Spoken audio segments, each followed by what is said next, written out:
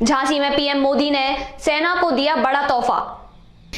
झांसी पहुंचे प्रधानमंत्री नरेंद्र मोदी अपने कार्यक्रम के तहत सर्वप्रथम किले में पहुंचे, जहां उपस्थित जल थल वायु तीनों सेनाओं के प्रमुखों ने उनका स्वागत किया। प्रधानमंत्री नरेंद्र मोदी ने किले में महारानी लक्ष्मीबाई को नमन किया एवं तिरंगे को सलामी दी। किले में पहुंची कई जिलों की एनसीसी की बालिकाओं से प्रधानमंत्री ने मुलाकात की। तत्पश्चात किले के मैदान में बनी राष्ट्रीय रक्षा समर्पण मंच पर पहुंचे प्रधानमंत्री ने सेना को लाइट कॉम्पैक्ट हेलीकॉप्टर एवं ड्रोन समर्पित किया।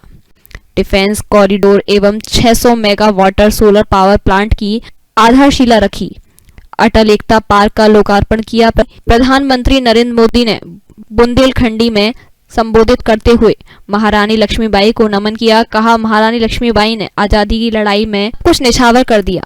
झांसी को शौर्य पराक्रम की धरती बताते हुए कहा, महारानी लक्ष्मीबाई ने कहा था, मैं अपनी झांसी नहीं दूंगी। उन्होंने कहा, झांसी से सशक्त भारत आकार ले रहा है। महारानी की जन्मस्थली काशी के लोगों को बधाई दी। प्रधानमंत्री ने महारानी लक्ष्मीबाई के साथ झलकारी बाई खेल जगत को पहचान दिलाने वाले मेजर ध्यानचंद को भी याद किया। प्रधानमंत्री ने बताया, डिफेंस कॉरिडोर में टेकों के उपकरण बनेंगे। लाइट कॉम्बैट हेलीकॉप्टर की खूबियां बताई। ड्रोन की जानकारी दी। बालिकाओं को कुछ सैनिक स्कूलों में एडमिशन की जानकारी देते हुए बताया, 100 सैनिक स्कूलों का निर्माण किया जा रहा है। उन्होंने कहा, भारत वीरता से कभी लड़ाई नहीं हारा।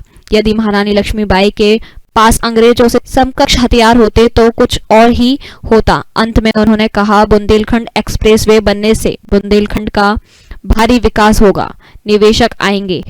ब्यूरो रिपोर्ट, झांसी समाचार 24।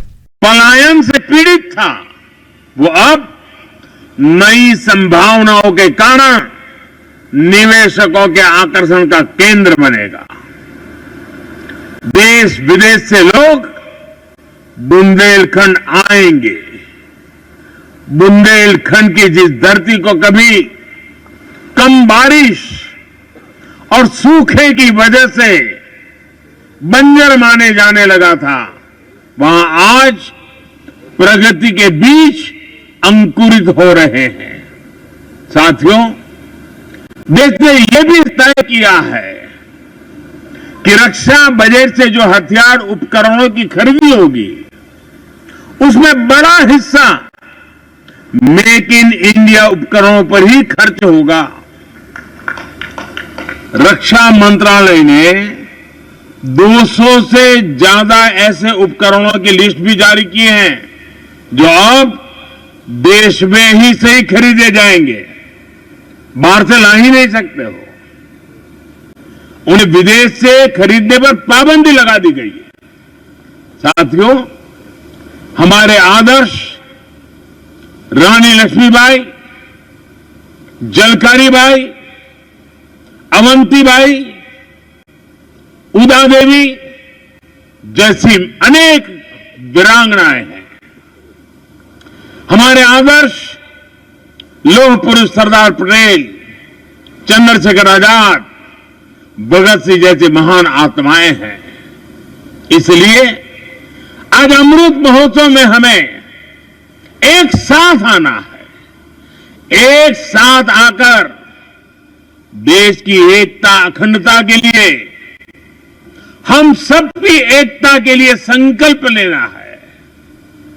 हमें विकास और प्रगति के लिए संकल्प लेना है। जैसे अमृत महोत्सव में आज रानी लक्ष्मीबाई को देश इतने भव्य तरीके से याद कर रहा है, ऐसे ही बुंदेलखंड के अनेक बेटे और बेटियां हैं।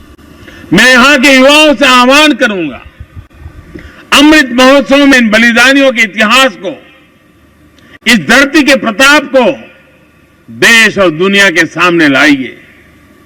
मुझे पूरा विश्वास है कि हम सिर्फ मिलकर इस अमर वीर भूमि को उसका गौरव लौटाएंगे।